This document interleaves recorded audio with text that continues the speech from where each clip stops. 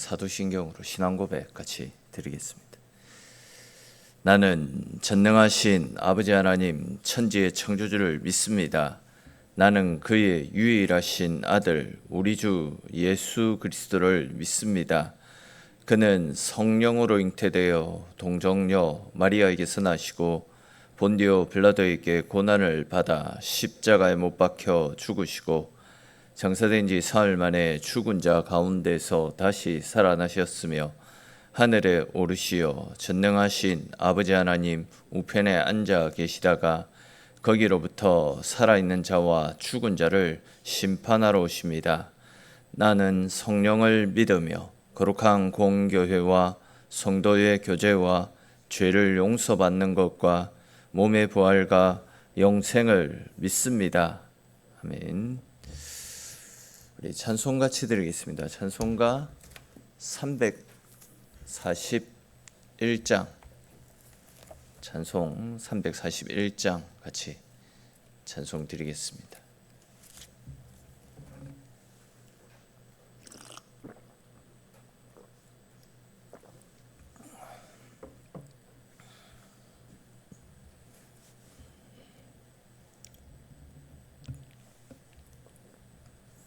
찬송가 341장 같이 찬송 드리겠습니다.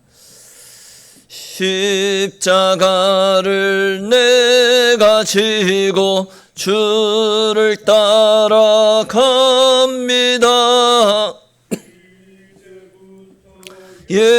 예수로만 나의 보배 삼겠네. 세상에서 부귀영화 모두 잃어버려도 주의 평안 내가 받고 영생 복을 받겠네.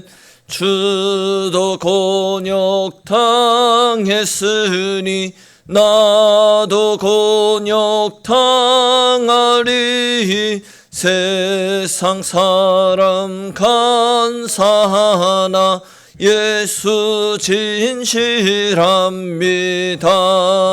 예수 나를 사랑하사 빛난 얼굴 보이면 원수들이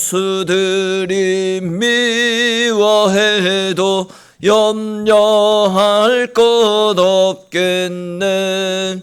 내가 핍박당할 때에 주의 품에 안기고 세상 고초 당할수록 많은 위로 받겠네.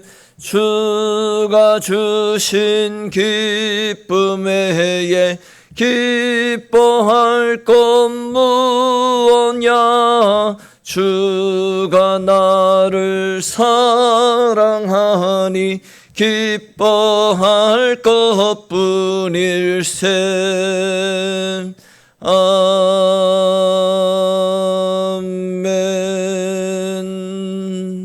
아멘. 오늘 함께 나눌 말씀 보겠습니다. 오늘 말씀은 사사기 9장에 있는 말씀입니다. 사사기 9장 7절에서 21절까지 말씀입니다. 9장 7절에서 21절까지 말씀 한 절씩 읽고 21절 말씀은 같이 읽겠습니다. 사람들이 요담에게 그 일을 알림해 요담이 그리심산 꼭대기로 가서 서서 그의 목소리를 높여 그들에게 외쳐 이르되 세겜 사람들아 내 말을 들으라. 그리하여야 하나님이 너희의 말을 들으시리라.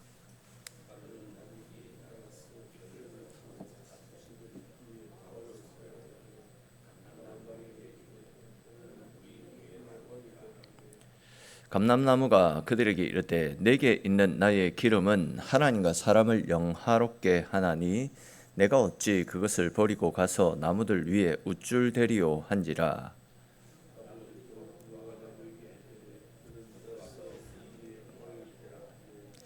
무화과 나무가 그들에게 이르되 나의 단 것과 나의 아름다운 열매를 내가 어찌 버리고 가서 나무들 위에 우쭐대리오 한지라.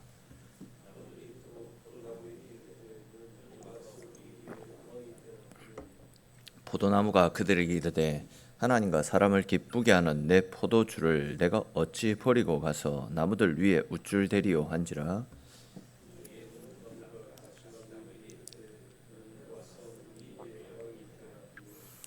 가시나무가 나무들에게 이르되 만일 너희가 참으로 내게 기름을 부어 너희 위에 왕으로 삼겠거든 와서 내 그늘에 피하라. 그리하지 아니하면 불이 가시나무에서 나와서 레바논의 백향목을 사를 것이니라 하였느니라.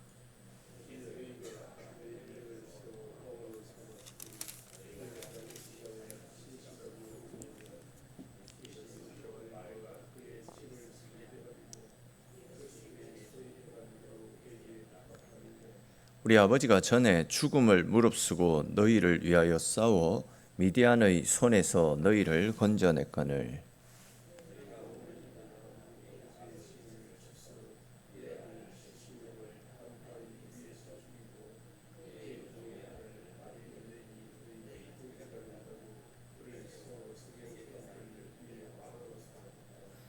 만일 너희가 오늘 여룻바알과 그의 집을 대접한 것이 진실하고 의로운 일이면 너희가 아비멜렉으로 말미암아 기뻐할 것이요 아비멜렉도 너희로 말미암아 기뻐하려니와.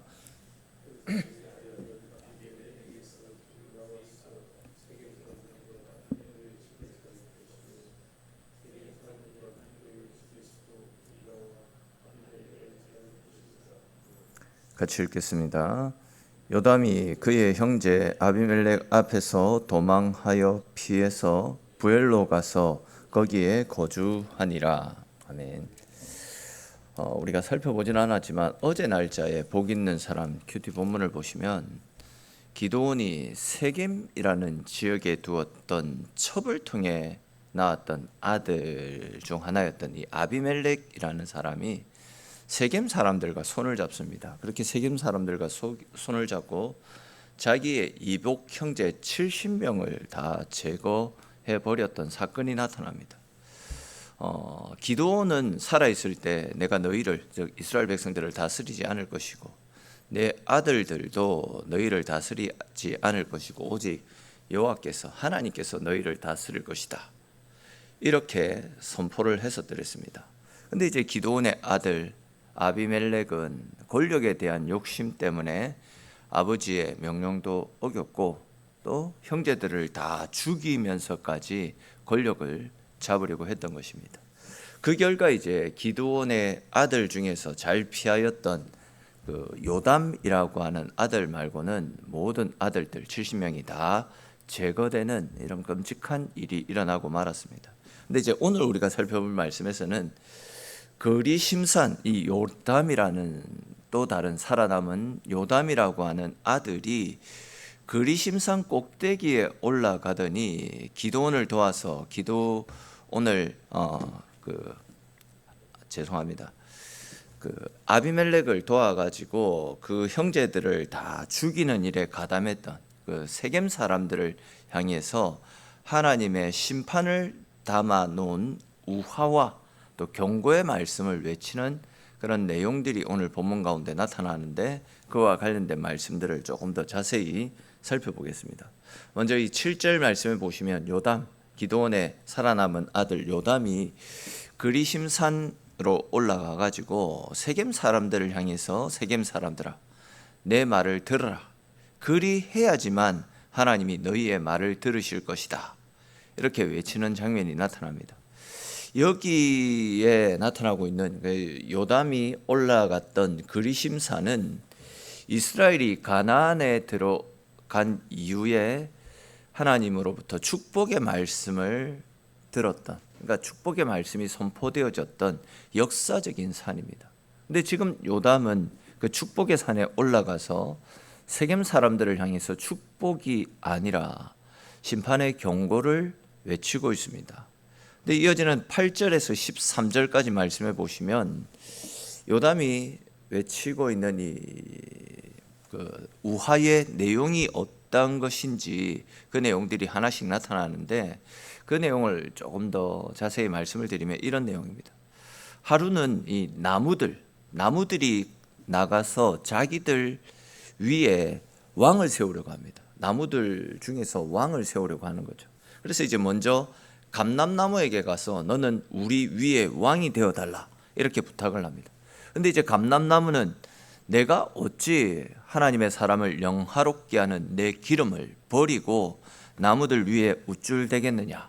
그러니까 나는 기름을 내어서 좋은 일을 해야 되는데 그 일을 포기한 채 어떻게 당신들을 위한 왕이 될 수 있겠느냐, 이런 말로 왕이 되어달라라는 나무들의 요구를 거절해 버립니다. 그렇자 이제 또 이번에는 나무들이 무화과 나무에게 가서 우리의 왕이 되어달라 이렇게 부탁을 합니다. 그러나 이 무화과 나무 역시도 나는 나무 열매를 맺는 것이 내가 해야 될 일인데 내가 어떻게 아름다운 열매를 거두는 이 일을 거부한 채 나무들 위에서 우쭐거릴 수 있겠느냐, 이런 말로 거절을 합니다. 또 이렇게 거절을 당하자 이번에는 나무들이 포도나무에게 갑니다. 그리고 우리의 왕이 되어달라 이렇게 요청을 하지만 포도나무 역시도 나는 포도나무를 열매를 맺어가지고 포도주를 만들고 이런저런 선한 일을 해야 되는데 그 일들을 내가 포기한 채 어떻게 당신들 위에 왕이 될 수 있겠느냐, 이런 말로 또 나무들의 요청을 거절해 버립니다. 여기에 나타나고 있는 감람나무, 무화과나무, 포도나무, 이 나무들은 전부 자기에게 주어진 귀한 사명이 있습니다. 그 사명은 다른 것이 아니라 열매를 맺어서 누군가를 기쁘게 해주는 일이죠. 감람나무는 기름을 내고 무화과나무는 단 열매를 맺고 포도나무는 또 사람을 기쁘게 하는 그런 열매를 맺습니다. 그들은 다른 나무들 위에 올라가 가지고 군림하는 것보다도 자기에게 맡겨진 자기의 역할, 그 일을 충성스럽게 감당하는 것을 더욱더 기뻐했습니다. 이 이야기는 기드온의 태도를 설명했던 우화입니다. 기드온은 이스라엘 백성들이 자신을 왕으로 삼으려고 했을 때 오직 여호와 하나님이 너희를 다스릴 것이다 이렇게 이야기하면서 백성들의 제안을 거절했습니다.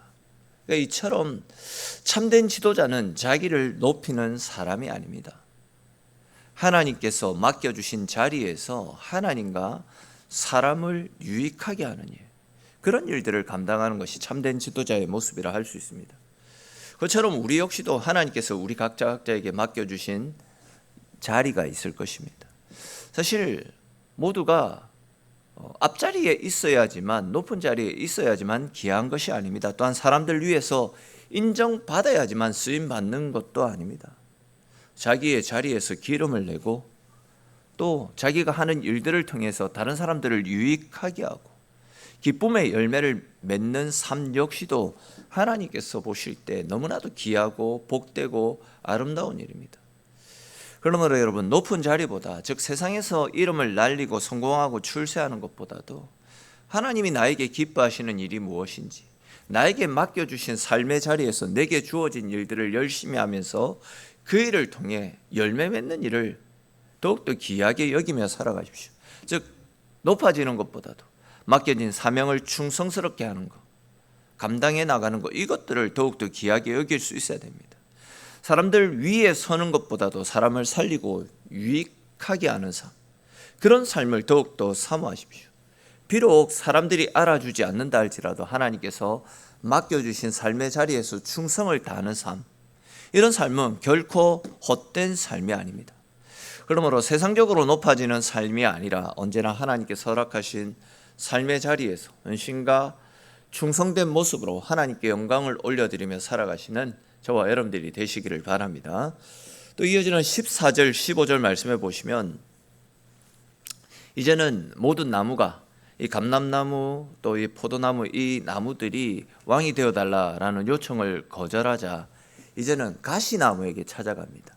그렇게 가시나무에게 찾아가서 너는 우리의 왕이 되어달라 이렇게 말하는 모습과 또 그 말을 들었던 가시나무가 너희가 참으로 내게 기름을 부어 너희 왕으로 삼겠거든 와서 내 그늘에 피하라, 내 그늘에 피하라.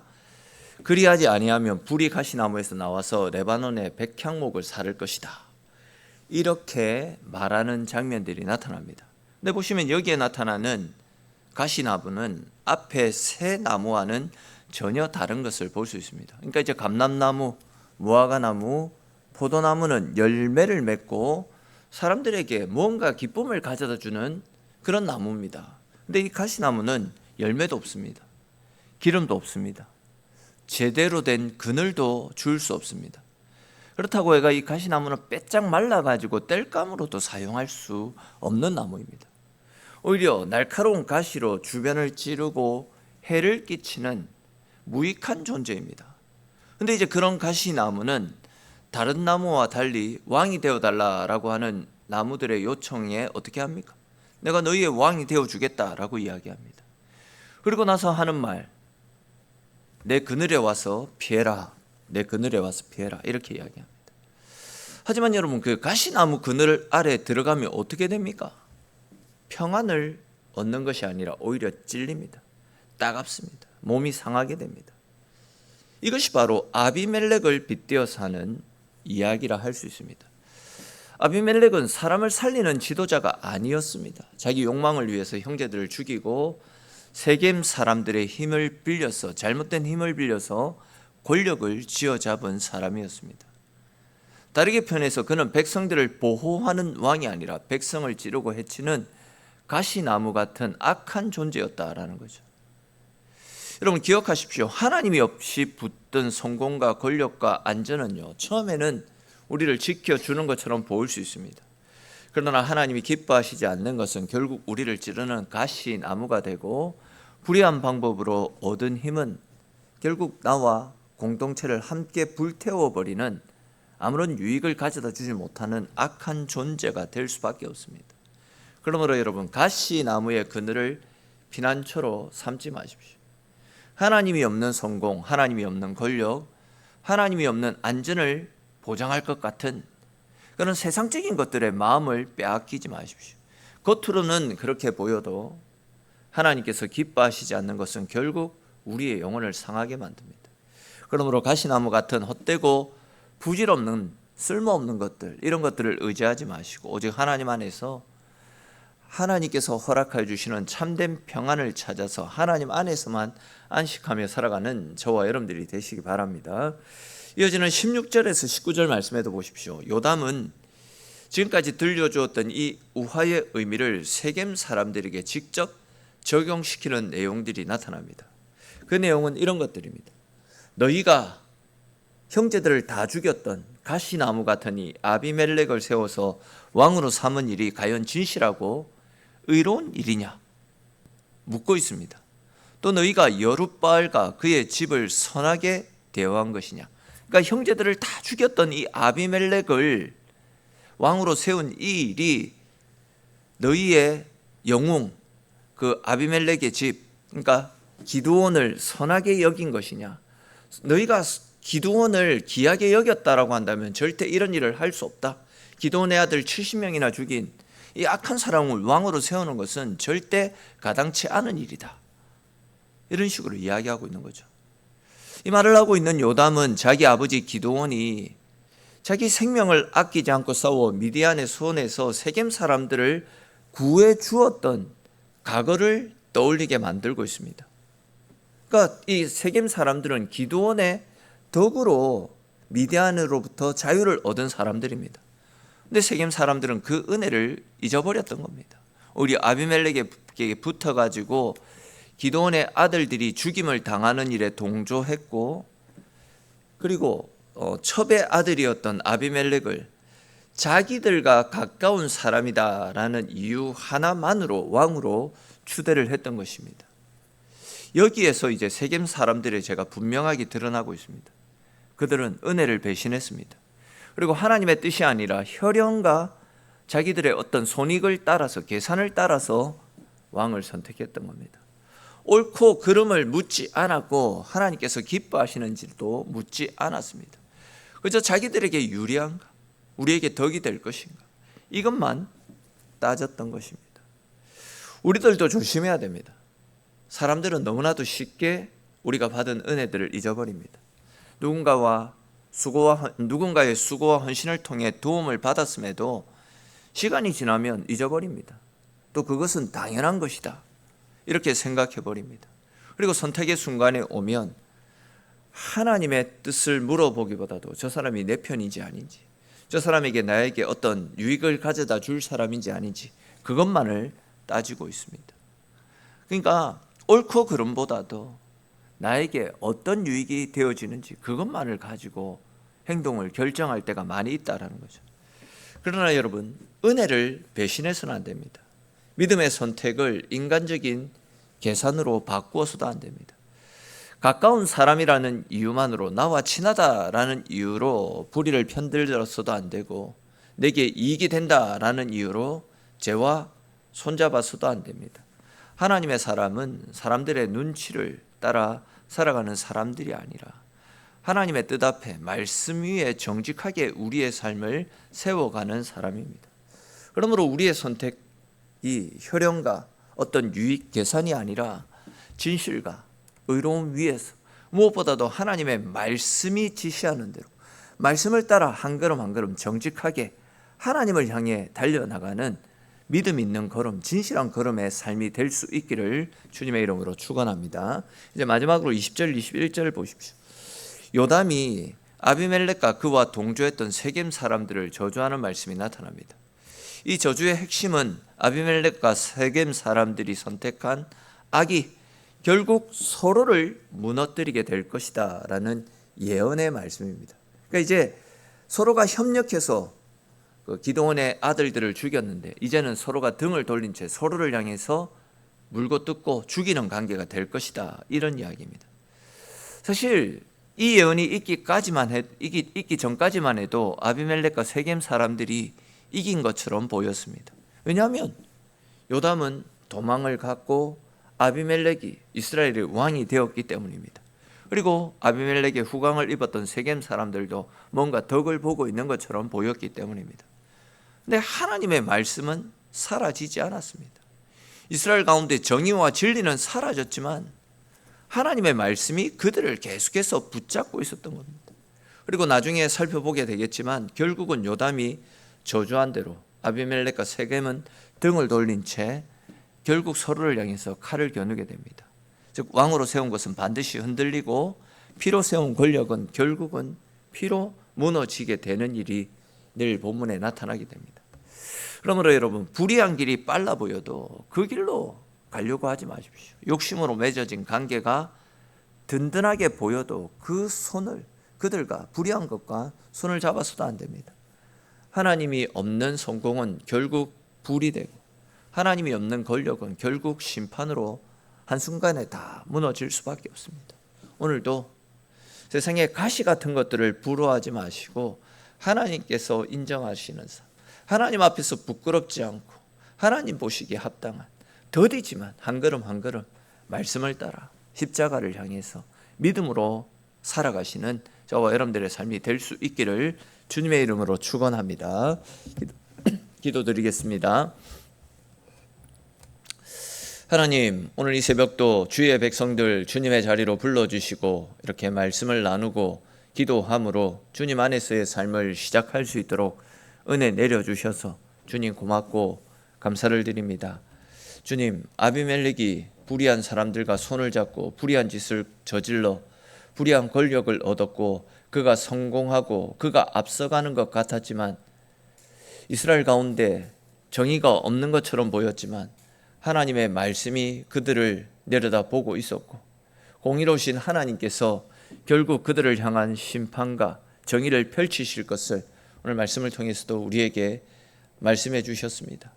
하나님, 오늘 말씀을 따라서 우리 역시도 나에게 이익이 되어지고 또 나와 친하고 나와 가까운 친분, 이런 것들을 따라서 불의를 쫓아 살아가는 삶이 아니라 더디게 가지만 때로는 답답하게 보이고 나에게 아무런 유익과 덕이 되어지지 않는 것처럼 느껴진다 할지라도 하나님의 말씀이 우리에게 무엇을 원하고 계시는지, 하나님이 기뻐하시는 삶이 무엇인지를 잘 헤아려서 세상적인 방법이 아니라 언제나 말씀을 따라 주님이 기뻐하시는 자리에서 주님을 위한 삶을 살아감으로 하나님 앞에 영광 돌리며 하나님을 기쁘시게 드릴 수 있는 우리네 삶이 될 수 있도록 은혜 베풀어 주시옵소서. 오늘도 기도로 하루를 열어가는 사랑하는 성도들 한 분 한 분 다 기억하여 주시고, 오늘도 말씀이 우리의 나아갈 바들을 가르쳐 주셔서 말씀 안에서 주님께 영광 돌리는 우리의 복된 하루가 되어지도록 주님 함께하여 주시옵소서. 우리가 기도하는 모든 기도의 손들 가운데도 응답하심의 기쁨이 더하기를 소망하옵고, 모든 말씀 살아계신 우리 주 예수님의 이름으로 기도드립니다. 아멘.